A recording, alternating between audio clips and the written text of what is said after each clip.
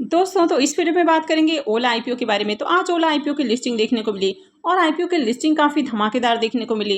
हालांकि आईपीओ तो flat list होते हुए देखने को मिला, लेकिन उसके बाद उसमें शानदार एक्शन देखने को मिला है।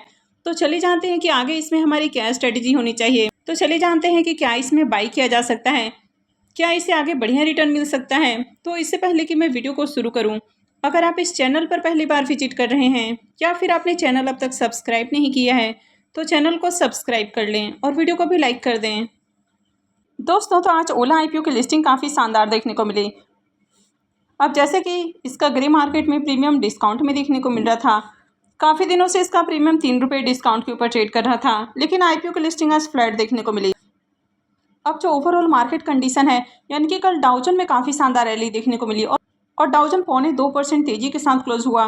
तो कहीं ना कहीं जब भी अमेरिकन मार्केट में आपको एक तेजी देखने को मिलती है तो उसका इम्पैक्ट आपको इंडियन मार्केट के ऊपर भी देखने को मिलता है।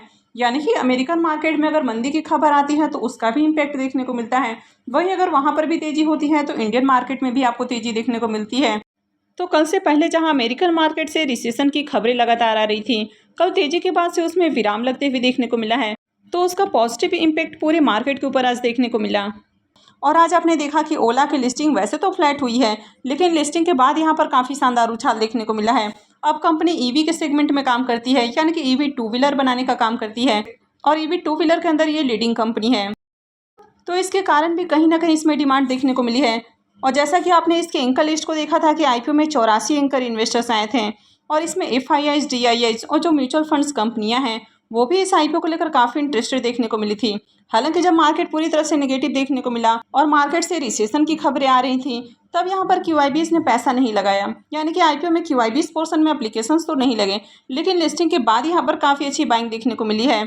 और लिस्टिंग के बाद यहाँ पर देखा जाए तो लगातार प्राइस में हाइयर हाइज फॉर्म होते हुए देखने को मिला है, यानी कि काफ़ी शानदार रैली आज देखने को मिली।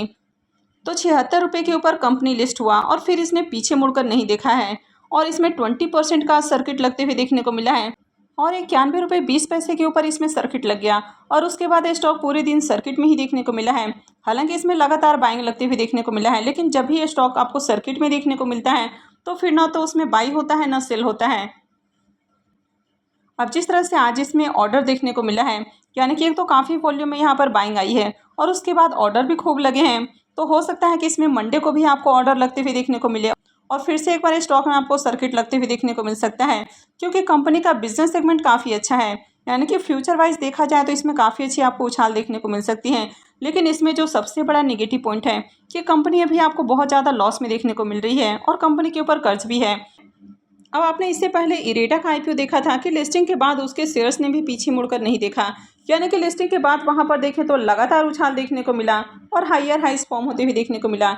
लेकिन जो इरेडा है वो ओला से कहीं डिफरेंट है। अब ये कंपनी भी देखें तो रिन्यूएबल एनर्जी के अंदर काम करती है, यानी कि जो रिन्यूएबल एनर्जी वाले प्रोजेक्ट होते हैं तो उनको फाइनेंस करने का काम करती है और कंपनी के जो फाइनेंशियल है वो ऑलरेडी काफ़ी अच्छे थे। यानी कि इस कंपनी का जब आईपीओ आया था तो कंपनी मार्केट में लिस्ट होने से पहले ही, यानी कि इस कंपनी के फाइनेंशियल इतने अच्छे थे कि कंपनी मिनी रत्न कैटेगरी से महारत्न कैटेगरी में शिफ्ट कर दी गई थी। यानी कि कंपनी के फाइनेंशियल काफ़ी ज़बरदस्त थे और फ्यूचर में देखें तो इस तरह के बिजनेस में आपको ग्रोथ देखने को मिलने वाली थी। तो इसके कारण इसमें भी काफ़ी अच्छी बाइंग देखने को मिली और लगातार इसके शेयर्स में उछाल देखने को मिला। तो कंपनी जहाँ 50-52 रुपये के ऊपर लिस्ट होते हुए देखने को मिली, वहाँ से कंपनी ने 300 रुपये का हाई लगाया और अभी भी ये 250 के अराउंड ट्रेड हो रहा है।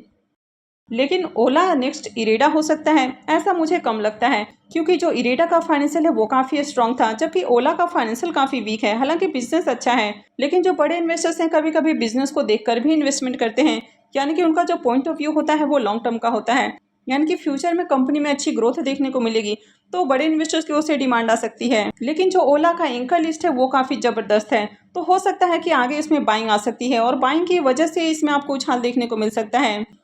अब एक और कंपनी आई थी पॉलिसी बाजार।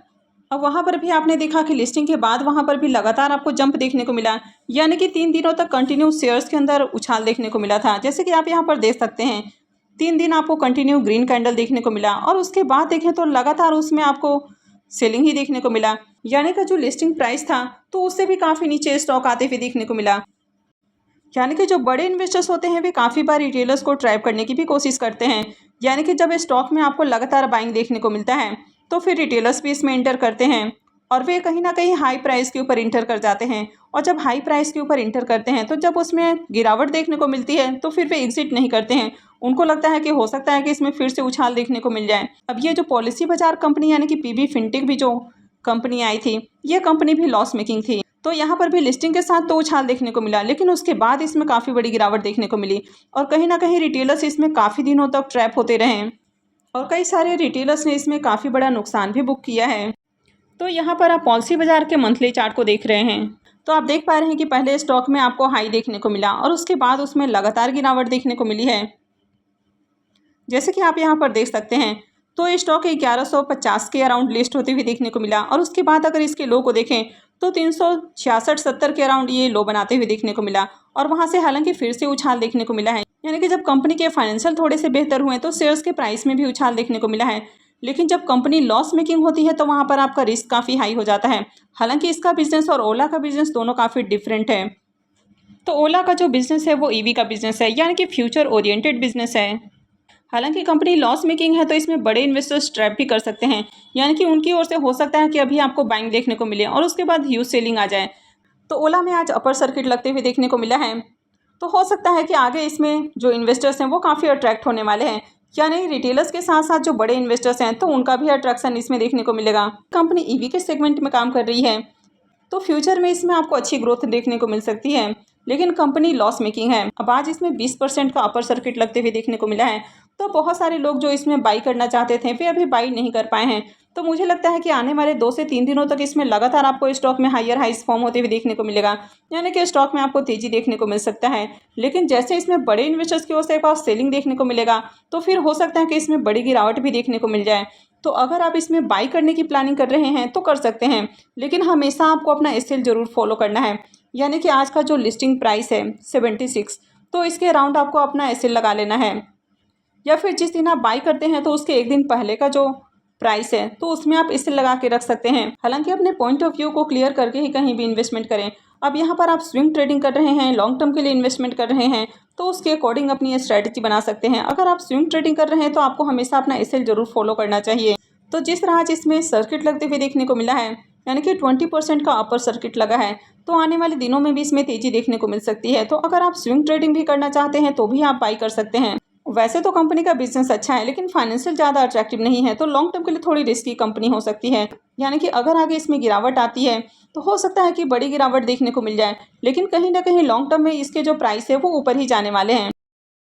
तो आप में से कितने लोगों ने आज इसमें बाइंग की है, कितने लोग इसको होल्ड करके रखने वाले हैं, और जिनको अलॉटमेंट मिली थी तो उन्होंने प्रॉफिट बुक कर लिया है या आपने इसको अभी भी होल्ड करके रखा हुआ है, तो कमेंट करके ज़रूर बताएं।